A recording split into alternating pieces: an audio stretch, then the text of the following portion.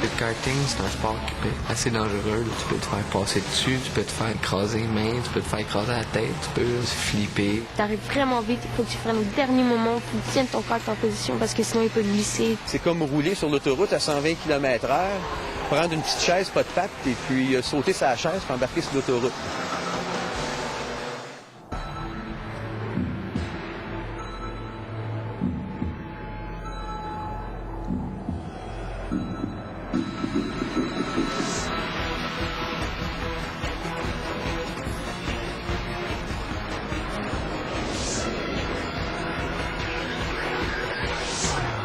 Aujourd'hui, à Fou du risque, nous prenons la route de l'école qu'ont fréquenté les Jacques Villeneuve, Michael Schumacher, Patrick Carpentier et autres grandes étoiles de la Formule 1 et du Champ Car, le karting. C'est en kart, assis littéralement à ras du sol, que nos champions ont goûté pour la première fois à la vitesse et à une sensation que jamais ils n'avaient connue auparavant. Extrêmement populaire à travers le monde, le karting l'est de plus en plus au Québec. Le plus répandu est bien sûr le karting de loisirs, une activité grand public où chacun peut louer un kart et rouler sur une piste pour le simple plaisir. Mais il y a ceux qui prennent le karting un peu plus au sérieux et qui en font une activité d'entraînement, ce que les habitués appellent le lapping. De là, il n'y a qu'un pas pour passer à plus sérieux encore et à beaucoup plus rapide, le karting de compétition. À chaque année, on dispute 3 grands championnats dans la province. La Coupe de Montréal, la Coupe de l'Est et la Coupe du Québec. Plus de 450 pilotes sont répartis dans 13 classes différentes, selon leur âge et la puissance de leur machine. J'ai commencé le kart à l'âge de 8 ans. C'était à la fête d'un de mes amis. On a coursé, puis j'ai bien aimé ça. Puis à Noël, mes parents m'ont acheté un kart, puis ça a été le commencement d'un rêve. J'ai tout le temps été passionné de tout ce qui est course, qui a un moteur, puis j'ai toujours besoin de minimum une fois par jour d'avoir quelque chose avec un moteur entre mes mains, parce que sinon, je me sens pas pareil de journée en journée. Ma première compétition, ça a été une course pleine de rebondissements. On était 17, c'était une grosse course dans le temps, il y avait beaucoup de monde. J'ai rendu 4e derrière les 3 meilleurs. C'était ma première course, mais il pleuvait à boire debout. C'était des cordes, puis il y avait un pied d'eau dans les courbes. Puis le moteur s'est rempli d'eau, puis s'est étendu. Ma course s'est terminée là. Je pense que ma passion, ça englobe tout ce qui regroupe le kart, la course, les moments après, les moments avec mon coach et puis mon mécano, puis souvent mon père est là. Quand j'ai des victoires, c'est des moments qui font juste que la passion est encore plus forte. Après la pause, le véhicule a beau être petit, les risques à affronter sont parfois grands. Il a quand même passé, je pense, une dizaine de centimètres de ma tête. C'est 350 livres à peu près 100 km/h qui te rentrent dans la tête. Ça peut être vraiment dangereux, je crois. Mon père, il en fait beaucoup pour moi parce qu'il croit en moi, premièrement.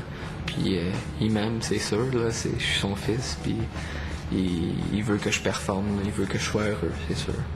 Je crois que c'est important que mes parents m'appuient parce que, à un moment donné, tu as besoin d'un support moral pour... il y a des épreuves à surmonter. Je parle quand ça va mal.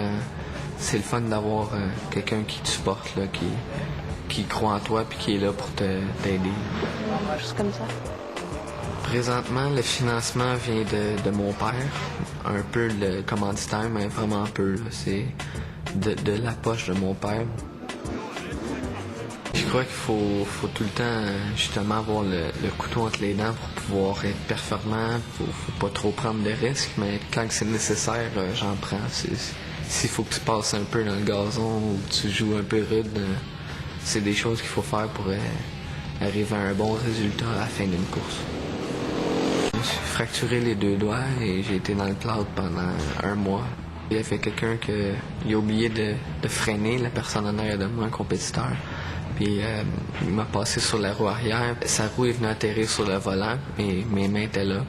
Il m'a écrasé les doigts puis j'ai eu une dislocation et 2 fractures. Un petit doigt puis à l'auriculaire. L'accident aurait pu être pas mal plus dangereux. Il a quand même passé à, je pense, une dizaine de centimètres de ma tête. C'est 350 livres à peu près 100 km/h qui te rentrent dans la tête. Ça peut être vraiment dangereux, je crois. Là. Sur le coup, j'ai pas vraiment eu peur, c'est juste que j'avais peur que mon doigt soit dans le fond du gant, là, mais ma plus grande peur, c'était de pas pouvoir courser ou pas de suite, puis ça s'est produit, puis c'est ça qui me faisait le plus de peine, de mal, là, en fin de compte. Là.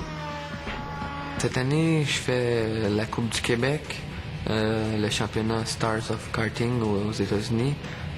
J'ai fait une course cet hiver à la Winter Cup aux États-Unis. Puis je vais sûrement faire une coupe de course en Europe cet hiver.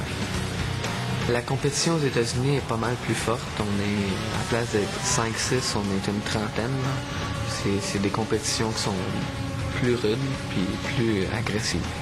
Surtout si, mettons, cet hiver, on s'en va en Europe. Là, il y a à peu près 200 pilotes qui sont dans la même classe pour courser, puis il y en a seulement 34 qui sont choisis pour faire la finale.